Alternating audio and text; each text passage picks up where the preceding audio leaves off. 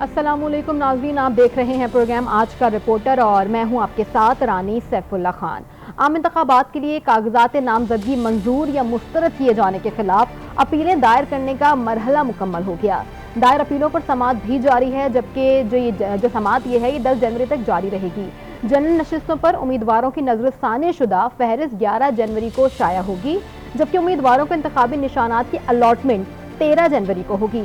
Election commission के मुताबिक कौमी और चारों सूबाई असम्बलीज की जनरल नशिस्तों पर कुल 25,951 कागजात जमा कराए गए हैं, जिनमें से 22,711 मंजूर किए जा चुके हैं। पंजाब में अपीलेट ट्रिब्यूनल के पास मजमूई तौर पर 1088 अपीलें दायर की गई हैं। ट्रिब्यूनल ने मुतादिद अपीलों की समाअत की और रिटर्निंग अफसरान से जवाब भी तलब कर लिया। नाज़रीन, तमाम तर सूरत हाल पर रिपोर्ट तैयार की गई है सईद बलोच की जानिब से, पहले वो देखते हैं।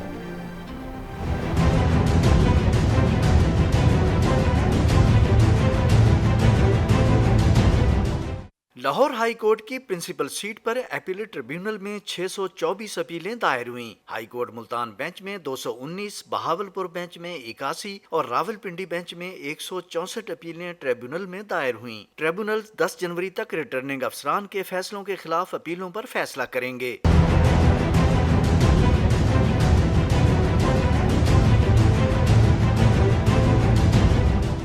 लाहौर हाई कोर्ट के अपीलेट ट्रिब्यूनल ने परवेज इलाही, मुनिस इलाही, कैसरा इलाही के कागजात नामजदगी मुस्तरद करने के खिलाफ अपीलों पर समाअत की। अदालत ने समाअत के बाद रिटर्निंग ऑफिसर से कल जवाब तलब कर लिया। ट्रिब्यूनल ने अपीलों पर रजिस्ट्रार ऑफिस का एतराज भी खत्म कर दिया। रजिस्ट्रार ऑफिस ने रिटर्निंग ऑफिसर के फैसले में मुसद्दका कॉपी साथ न लगाने का एतराज लगाया था। लाहौर हाई कोर्ट के ट्रिब्यूनल ने रेहाना डार और रूबा डार के कागजात नामजदगी मुस्तरद होने के खिलाफ अपील पर समाअत करते हुए रिटर्निंग ऑफिसर को नोटिस जारी कर दिए। लाहौर हाई कोर्ट के अपीलेट ट्रिब्यूनल्स ने कागजात नामजदगी मुस्तरद होने की मजीद 20 अपीलों पर समाअत करते हुए मुतलका रिटर्निंग ऑफिसर से रिकॉर्ड तलब कर लिया है। सईद बलोच, आज न्यूज, लाहौर। जी हाँ नाज़रीन, तमाम तो सूरत हाल पर बात करने के लिए हमारे साथ मौजूद हैं नवीद अकबर इस्लामाबाद से, करीम अली कराची से, जबकि एहसान अहमद लाहौर से। रुख कर लेंगे सबसे पहले लाहौर की जानिब। लाहौर में एहसान, आप बताइएगा कि अपीलेट ट्रिब्यूनल में अब तक कौन से ऐसे सियासी रहनुमा हैं जिनकी अपीलें मुस्तरद की गई थी और फिर अब उनके केसेस सुने जाएंगे? जी बिल्कुल, लाहौर की अगर हम पंजाब की बात करें तो अपीलेट ट्रिब्यूनल में 1088 अपीलें जो हैं वो पिछले 3 दिनों में दायर की जा चुकी हैं और कल से वक्त जो है खत्म हो चुका है। तो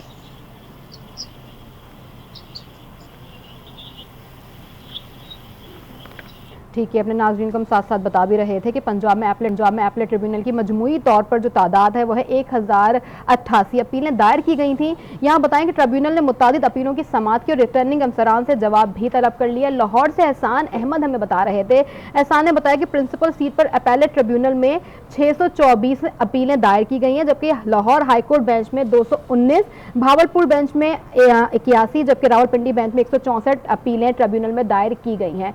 नाज़रीन, कल की समाअत हुई थी, उस समाअत में ये भी बताया गया है कि काफ़ी ज़्यादा एक कहेंगे कि मखसूस पार्टी की जानिब से शिकायत दर्ज करवाई गई। उनके वकील से ये भी पूछा गया कि भाई कितनी परसेंटेज है आपके नुमाइंदगान की जिनकी अपीलें मुस्तरद की गई हैं, तो उनके पास ये भी क्वांटिटी नहीं थे नुमाइंदगान कि कितनी उनकी मुस्तरद हुई हैं। लेकिन आज कुछ कह सकते हैं कि उनमें से कुछ की अपीलें आज सुन ली गई हैं और उनकी अपीलें आज हियरिंग के लिए आगे होंगी। फाइनल फैसला 10 जनवरी के बाद किया जाएगा कि कौन नॉमिनेशन में अभी आगे आएगा और कौन नहीं आएगा। पंजाब में अपीलेट ट्रिब्यूनल के पास मजमूई तौर पर 1088 अपीलें दायर की गई हैं। एहसान अहमद हमारे साथ मौजूद है। जी एहसान, आप अपडेट कर रहे थे, जरा कंटिन्यू कीजिएगा। जी, अगर हम बात करें कि किन बड़े सियासी रहनुमाओं की अपीलें जो हैं वो अपीलेट ट्रिब्यूनल में दायर की गई हैं, तो मियां मोहम्मद नवाज शरीफ के जो लाहौर के हल्का NA 130 से ठीक है एहसान, आपकी आवाज़ अभी भी कुछ क्लियर नहीं है, साथ ही रहिएगा। एडवोकेट हमारे साथ मौजूद है राव अकरम साहब। सर, आपके वक्त का बहुत शुक्रिया। सर, मुतादिद आरोज के मुतादिद फैसले जो थे वो मुस्तरद कर दिए गए, अब उनसे जवाब भी तलब किया गया है, क्या कहेंगे सारे सूरत हाल पर? बिस्मिल्लाहिर्रहमानिर्रहीम, ऐसे है जी कि इस दफा रिटर्निंग ऑफिसर्स की जो फैसलों की क्वालिटी है वो इस तरह की है कि मैं समझता हूँ कि इलेक्शन जो ट्रिब्यूनल्स हैं, जो ऑनरेबल हाई कोर्ट जजेस और मुश्तमिल हैं, उनके पास इसके सिवा कोई चारा नहीं है मैक्सिमम केसेस में कि वो उन फैसलों को रिवर्स करें, उनकी अपीलें मंजूर करें। मैं मिसाल देता हूँ कि एक तो जो इलेक्शन एक्ट है उसमें सेक्शन 62 जो स्क्रूटनी है उसमें बड़ा वाज़ेह सब सेक्शन 10 में ये लिखा हुआ है कि अगर किसी पर ये इल्ज़ाम हो, किसी उम्मीदवार पर स्क्रूटनी के टाइम पे ये ऑब्जेक्शन आए कि वो गवर्नमेंट टैक्सेस का या लोन्स का या यूटिलिटी एक्सपेंसेस जो होते हैं या गवर्नमेंट ड्यूज हैं उनका डिफॉल्टर है, तो रिटर्निंग ऑफिसर की ड्यूटी है कि उनको मौका दे कि अगर आप अब जमा करवाना चाहते हैं जमा करवा दें। सही तो है। इस दफा ये हुआ कि रिटर्निंग ऑफिसर्स ने अगर ऐसी कोई मालूमात आई है तो उम्मीदवारों को इससे बिल्कुल कंफर्ट नहीं करवाया, उनको ऐसा कोई मौका नहीं दिया। नतीजा ये निकला कि उन्होंने 30 तारीख को जो फैसले किए उन फैसलों में किसी का कोई एक बिल भी, और कमाल ये है कि उसमें ये कहा गया कि जो यूटिलिटी बिल्स हैं खास तौर पे कि उसमें कम से कम वो 6 माह से डिफॉल्टर हो। तो यहाँ पर तो इस्लामाबाद में हमने ये भी देखा है कि जो करंट बिल पे नहीं किया उसकी बुनियाद पर भी कागजात नामजदगी खारिज कर दी जी। और इसी तरह जो है जो इलेक्शन जो रिटर्निंग ऑफिसर हैं उन्होंने बाकी जो जितनी भी कानून की रिक्वायरमेंट थी उनको मद्देनजर नहीं रखा और जो फैसले किए हैं उन फैसलों के नतीजे में जो बहुत बड़ी तादाद जो है इस दफा मेरे ख्याल में शायद पाकिस्तान की तारीख में किसी भी इंतखाबात में इतनी बड़ी तादाद में अपीलें फाइल नहीं हुई जितनी इस दफा हुई। सही कहा सर आपने, इतनी अपीलें कभी भी नहीं हुई पाकिस्तान में। साथ ही रहेगा, आपका पॉइंट हमारे पास मौजूद है। कुंवर दिलशाद साहब ने हमें ज्वाइन किया है। सर आपके वक्त का बहुत शुक्रिया।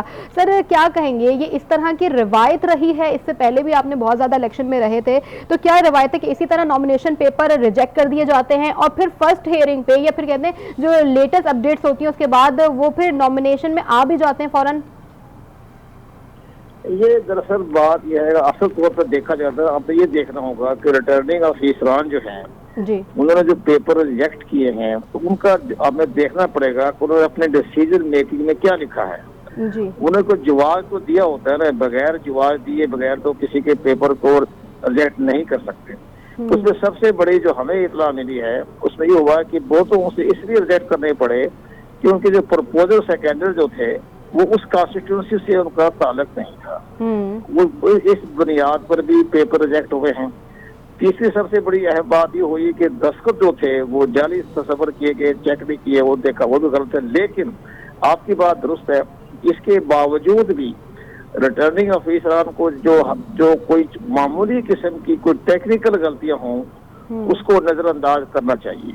मसलन इलेक्टर रोल में उसका नाम जो है सीरियल नंबर नहीं सही हो रहा, उसका नाम गलत तरीके से किसी सीरियल में चला गया तो उसको इग्नोर कर देना चाहिए जी। सही। ये जो छोटे छोटे जो मामलात होते हैं उसको बहाना बनाकर पेपर रिजेक्ट नहीं करने चाहिए। ये रिटर्निंग ऑफिसर की अपनी एक विजडम भी चाहिए, उसको एक एडमिनिस्ट्रेटिव विजडम भी चाहिए कि ऐसी गलतियां जब इलेक्शन रूल में लिखा हुआ है कि जो मामूली नवीयत की टेक्निकल नवीयत की गलतियां हो तो उसको वो नजरअंदाज कर दें। ये लेके इन्होंने बहुत से रिटर्निंग ऑफिसरान ने उसका बहाना बनाकर उनके पेपर रिजेक्ट करके गैर मामूली तौर पर जो हैं ये हुई है रिजेक्शन। इसको इसको हम तस्लीम करते हैं। तस्लीम का मतलब कि हम कहता एग्री करते हैं अपने दोस्तों से कि ये गैर मामूली इन्होंने कागजात नामजदगी। सर आपने भी कहा कि गैर मामूली तौर पर कागजात मुस्तरद किए हैं, अब आपको क्या लगता है, आपका क्या ख्याल है, कितने % कागजात जो है वो मंजूर हो सकते हैं? परसेंट की बात नहीं करते हम, अब तो ये बात होगी अब ये जाएगा इलेक्शन ट्रिब्यूनल में, वहाँ जजेज हैं हाई कोर्ट के, उनका विजडम बहुत बुलंद होता है रिटर्निंग ऑफिसरों के मुकाबले में, तो वो उसके बाद वो देख लेंगे और उसमें तकरीबन ये फैसले तकरीबन रिवर्स हो जाते हैं, बशर्ते कि वो जो सजा हो चुकी हो, जो जेल में हो या रोबोश हो चुके हों या 9 मई के वाक़े में मुलव्वस हों, उनके कागजात तो एक्सेप्ट नहीं होंगे, वो तो रिजेक्ट हो जाएंगे। लेकिन मसला यह है कि हमारी इलेक्शन ट्रिब्यूनल ने वो देखने पड़ेंगे, तो वो इसलिए मामला फिलहाल रिवर्स हो जाएंगे। लेकिन हमारी इतला के मुताबिक जो आप बात कर रहे हैं तहरीक इंसाफ की बारे में बात है, तहरीक इंसाफ के बारे में ये देखें कि 596 उनके कागजात नामजदगी एक्सेप्ट हो चुके थे रिटर्निंग ऑफिसर की सतह पर, 596, जबकि कौमी असम्बली की नशिस्तें 266 है। इसका मतलब है कि उन्होंने रिकवरी अपने साथ साथ कवरिंग कैंडिडेट भी खड़े किए हुए थे। पंजाब सूबे की देखें, सूबे के 750 सीटें हैं पूरे चारों सूबों में, तो उस पर तहरीक इंसाफ के 1385 जो हैं उनके कागजात नामजदगी एक्सेप्ट हो चुके हैं और 350 जो हैं वो रिजेक्ट हुए हैं। तो आप ये समझे कि तहरीक इंसाफ तो फील्ड में है। सर ठीक कह रहे हैं, आपके कागजात नामजदगी बहुत बड़ी तादाद में ये पीटीआई की जानिब से जमा करवाए गए, लेकिन रिजेक्शन भी उसी हिसाब से हुई है। देखो मैं जानता हूँ इनकी इतने सुपर क्लास के बेवकूफ हैं ये, दो जब जमा कराते हैं पेपर उसमें ये ख्याल ही नहीं करते कि मेरा अपना प्रपोजल सेक्रेटरी देखता ही नहीं कि मेरा उस कॉन्स्टिट्यूंसी में मेरा वोट ही नहीं है। वो चाहते हैं बस प्रपोजल सेक्रेटरी होना चाहिए, जिस सूबे उनको ट्रेनिंग ही नहीं दी जाती है उनको एजेंटों को कभी आपको प्रपोजल सेक्रेटरी उसी कॉन्स्टिट्यूंसी की होना चाहिए, वो भी उसमें गलती।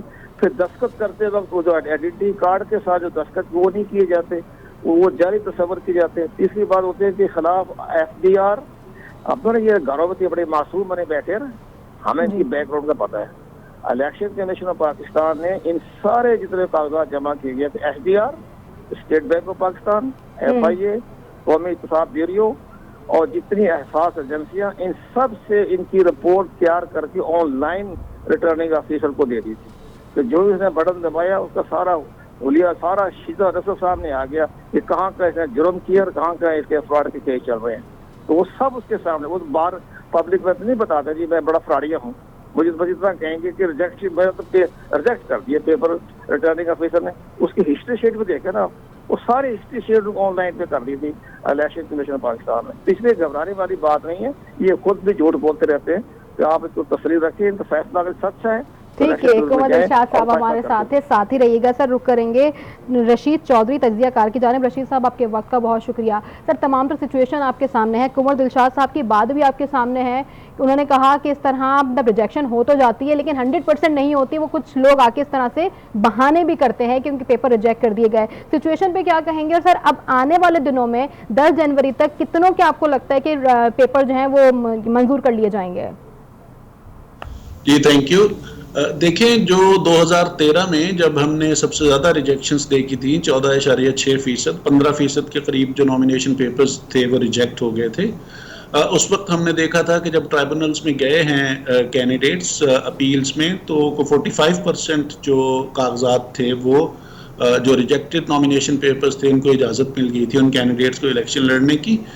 इसी तरह 2018 में निस्बतन कम थी, यानी कि 2024 की निस्बत थोड़े से कम थे, 10% से कुछ ज़्यादा 10.4% एक्चुअली वो रिजेक्शन हुई थी। तो उस वक्त भी 1/3 के करीब जो नॉमिनेशन पेपर्स थे वो अपील्स में जाके एक्सेप्ट हो गए थे। अभी ये 12.4% है और अभी भी लोग गए हैं। कल आखिरी तारीख थी, अभी ट्राइब्यूनल्स के पास हैं, ट्राइब्यूनल्स ने कुछ लोगों को शायद इजाज़त दे दी है और ट्राइब्यूनल्स के पास टाइम है 10 तारीख तक का। तो 10 तारीख तक जो बहुत सारे नॉमिनेशन पेपर्स हैं जिनमें अब ये ट्राइब्यूनल्स की जजमेंट है, अगरचे उन्होंने भी एक समरी इंक्वायरी ही करनी है और उस पे उन्होंने फैसला देना है और वो 7 दिनों के अंदर अंदर है। जिसका फैसला नहीं हो सकेगा वो वही रिटर्निंग ऑफिसर का जो फैसला है। सुप्रीम कोर्ट फाइनल अथॉरिटी होती है नॉमिनेशन पेपर कबूल करने की या मुस्तरद करने की? ट्राइब्यूनल फाइनल अथॉरिटी है। अपील यहाँ पे हो सकती है, अथॉरिटी तो ज़ाहिर रिटर्निंग ऑफिसर है। तो इस अपील पे कोई अपील नहीं है, यानी कि जो ट्राइब्यूनल का जो फैसला है वो फाइनल होगा और जहाँ पे फैसला नहीं हो सकेगा वहाँ पे जो रिटर्निंग ऑफिसर का फैसला है वही हतमी हो जाएगा। लेकिन इसमें भी इम्कान यही है, क्योंकि ये दादरसी का फोरम है, कि बहुत सारे लोग जिनका ख्याल है कि उनके जो नॉमिनेशन पेपर्स हैं वो मामूली गलतियों की वजह से रिजेक्ट हुए हैं, उनको वो मिल जाएगी इजाज़त। लेकिन नॉमिनेशन पेपर्स क्यों रिजेक्ट हुए हैं, वो मामूली गलतियां थी या नॉमिनेशन पेपर सबमिट करवाए गए फिर पुलिस की जानिब से पेपर्स छीने गए, परवेज इलाही के खानदान की अगर बात की जाए, उनकी खवातीन की बात की जाए, तो इस पर फिर इलेक्शन पे कैसा असर होगा? कि आपको ये शफाफ इलेक्शन लगते हैं?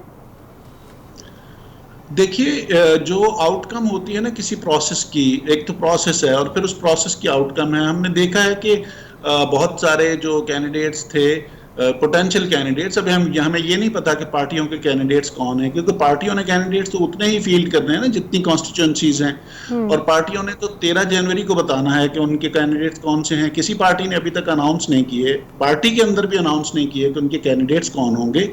तो मुख्तलिफ लोग अपनी एफिलिएशन शो करते हैं नॉमिनेशन पेपर्स पे और उन्होंने सबमिट करवाए हैं, उनका ख्याल है कि वो पार्टी के कैंडिडेट हो सकते हैं।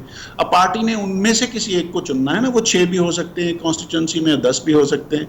तो इस तरह की शिकायत आई थी, लेकिन उसका आउटकम अगर आप देखें तो पीटीआई ने अच्छी खासी तादाद में, सबसे ज़्यादा तादाद में नॉमिनेशन पेपर्स सबमिट करवाए हैं।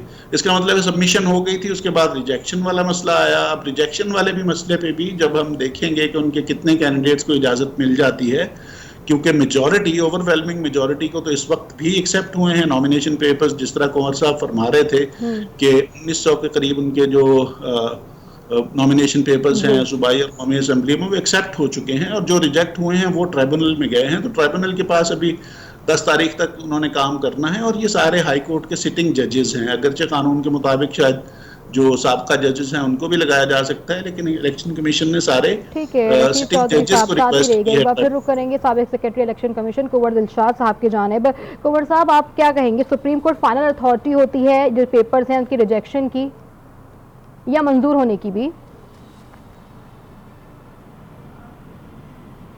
कुंवर दिलशाद साहब, आपको मेरी आवाज आ रही है? कुंवर दिलशाद साहब से भी राब्ता करेंगे। रुख करेंगे राव अकरम एडवोकेट साहब की जानिब। राव अकरम साहब, सर क्या कहेंगे, जो सुप्रीम कोर्ट है सर, क्या वो फाइनल अथॉरिटी होती है नॉमिनेशन पेपर कबूल करने की या मुस्तरद करने की? ऐसे है कि अभी जिस तरह रशीद चौधरी साहब ने बताया कि जो रिटर्निंग अफसर के फैसले के खिलाफ जो अपीलेट अथॉरिटी है वो तो इलेक्शन ट्रिब्यूनल है, अपीलेट ट्रिब्यूनल। जिस वक्त हाई कोर्ट के मौजूदा जो जजेस हैं उन पर मुश्तमिल है, जो काम कर रहे हैं और जिन्होंने 10 तारीख तक फैसला करना है। और बात यह है कि जी जो अपीलेट फोरम है वो यही है, लेकिन हमारे यहाँ जो प्रैक्टिस रही है वो ये होती है कि अगर इलेक्शन ट्रिब्यूनल के फैसले से भी कोई शख्स, अपीलेट ट्रिब्यूनल के फैसले से भी कोई उम्मीदवार या कोई और दीगर शख्स मुतासर हो, तो वो फिर एक प्रोसीजर वो हम अडॉप्ट करते हैं जी रिट पिटीशन का। तो वो रिट पिटीशन जो है वो भी हाई कोर्ट पे जाती है, लेकिन चूंकि अपीलेट ट्रिब्यूनल हाई कोर्ट के एक जज पर मुश्तमिल होता है, इसलिए वो रिट पिटीशन कम से कम हाई कोर्ट के 2 जजेस सुनते हैं। और अगर उस रिट पिटीशन के फैसले के खिलाफ भी फिर हमारे पास लीव टू अपील की एक प्रोविजन मौजूद है, जिसके तहत हम उस हाई कोर्ट की रिट पिटीशन के फैसले को सुप्रीम कोर्ट ऑफ पाकिस्तान में चैलेंज कर सकते हैं। लेकिन अपीलेट फोरम एक ही है, इसको अलबत्ता रिट पिटीशन में और फिर लीव टू अपील में सुप्रीम कोर्ट तक इसको चैलेंज किया जाता है आमतौर। ठीक है राव अकरम साहब, ये भी बताइएगा, जैसे अभी रशीद साहब ने बताया कि 2013 में 14% से ज़्यादा के कागजात नामजदगी मुस्तरद हुए थे, फिर अभी वो सिर्फ परसेंटेज 12 पर है। इस बार उनका कहना है कि इतनी ज़्यादा तादाद में जितनी पिछले सालों में हुआ, इतने ज़्यादा कागजात नामजदगी मुस्तरद नहीं हुए। आप क्या कहेंगे? मैं तादाद से ज़्यादा क्वालिटी के नुक्ता नज़र से देख रहा हूँ। इस दफा जो मुझे इत्तफाक हुआ है, रिटर्निंग अफसरान के जो फैसले मैंने देखे हैं, उन फैसलों की जो क्वालिटी है वो बहुत ही पुअर है जी। और एक स्टीरियोटाइप फैसले हैं जो पूरे पाकिस्तान में एक जैसे फॉन्ट पे किए गए हैं, एक जैसा उसका बिल्कुल पूरा स्टाइल, लैंग्वेज और जिन जजमेंट पर रिलाई किया गया वो सारी एक जैसी हैं। लेकिन उनमें जिस तरह मैंने पहले अर्ज किया कि बहुत बारीक छोटी छोटी चीजें हैं, जैसे अगर उन्होंने कोई एसेट्स के बारे में, हालांकि इस पर अब कानून बड़ा वाज़ेह हो चुका है, सुप्रीम कोर्ट ऑफ पाकिस्तान बारहा ये करार दे चुकी है ख्वाजा आसिफ केस में, और उसके बाद ये जो इमरान खान केस था, शेख रशीद वाला केस था, इन सब में ये डिक्लेयर हो चुका है कि अगर कोई असासाजात, अगर ये इल्जाम आता है कि उम्मीदवार ने असासाजात छुपाए हैं, तो अदालत ये देखेगी, रिटर्निंग अफसर ने ये देखना है कि क्या उन असासाजात के छुपाने से उसने कोई फायदा हासिल करने की कोशिश की है, और अगर वो बोनाफाइड मिस्टेक है उसको अगर वो जाहिर भी कर देता तो उम्मीदवार की उसकी हैसियत पर कोई फर्क नहीं पड़ता था, तो ऐसी कंसीलमेंट की बुनियाद पर कागजात नामजदगी मुस्तरद नहीं की जा सकती। और इस दफा जो एक नई चीज हमें देखने में मिली है वो ये है कि जो हमारा रिटर्निंग अफसरान है, उन्होंने किसी भी कंसीलमेंट की बुनियाद पे, वो कंसीलमेंट है या नहीं है, लेकिन उन्होंने अगर फर्ज भी कर लिया कि कंसीलमेंट है, तो उन्होंने उनको 62(1)(f) के तहत नाअहल किया। सही, आपका पॉइंट आ गया हमारे पास सर।